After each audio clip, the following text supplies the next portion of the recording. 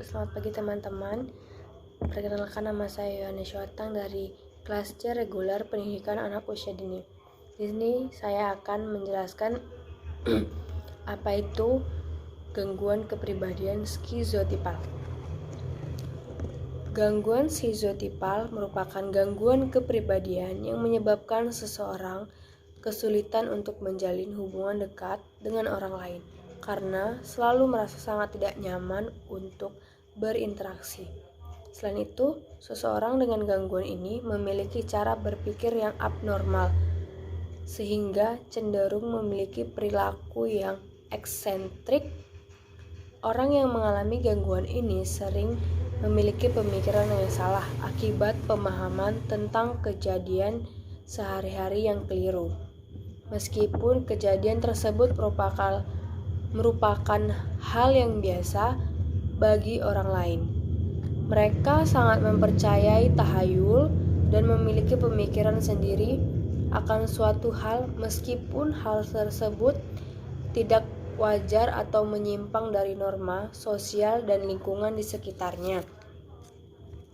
Pola pemikiran yang nyeleneh tersebut sering menimbulkan kecemasan dan depresi bagi penderitanya. Akibatnya, penanganan yang dilakukan hanya berfokus pada gejala depresi dan gangguan kecemasan, tanpa mengatasi gejala kepribadian yang dialami.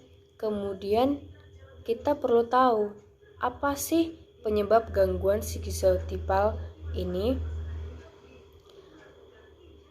Banyak hal yang diperkirakan penyebab gangguan skizotipal, salah satunya menyatakan bahwa munculnya gangguan ini merupakan hasil interaksi keturunan, sosial, dan kejiwaan. Gangguan skizotipal kemungkinan dapat berasal dari sifat yang diwariskan. Namun, peran sosial seperti pola asuh, pergaulan semenjak masa kecil, faktor temperamen, serta bagaimana ia menyelesaikan masalah juga dapat berpengaruh terhadap perkembangan gangguan kepribadian. Selanjutnya, ada gejala gangguan kepribadian skizotipal ini.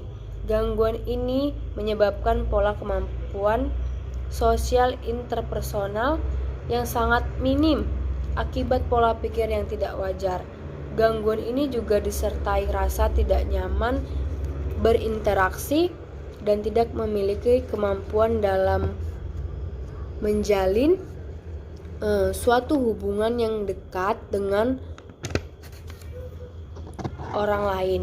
Namun, secara lebih spesifiknya, gejala yang dialami pengidap gangguan ini telah bervariasi. Misalnya, memiliki kecerdasan atau memiliki kepercayaan kuat terhadap hal-hal magik, mistis, gaib, meskipun bertentangan terhadap normal. Selanjutnya, sering berilustrasi tentang pengalaman supranatural atau kejadian-kejadian yang tidak biasa, kemudian memiliki ide yang tidak wajar, serta memiliki cara bicara dan perkataan yang tidak jelas untuk dipahami orang lain.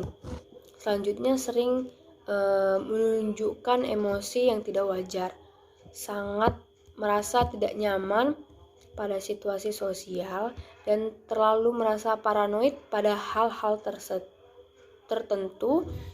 Kemudian memiliki penampilan yang tidak biasa atau ekstrinsik atau nyentrik, sangat sedikit memiliki teman dekat atau orang kepercayaan selain keluarga dekat, dan terakhir mengalami kecemasan sosial dan rasa paranoid untuk berinteraksi kepada orang lain meskipun sudah lama dikenal. Lalu bagaimana skizotipal ini dapat dikenali? Biasanya seseorang hanya dapat dinyatakan mengalami gangguan ini ketika ia telah beranjak dewasa. Gangguan kepribadian ini hanya dapat terbentuk dalam waktu yang lama.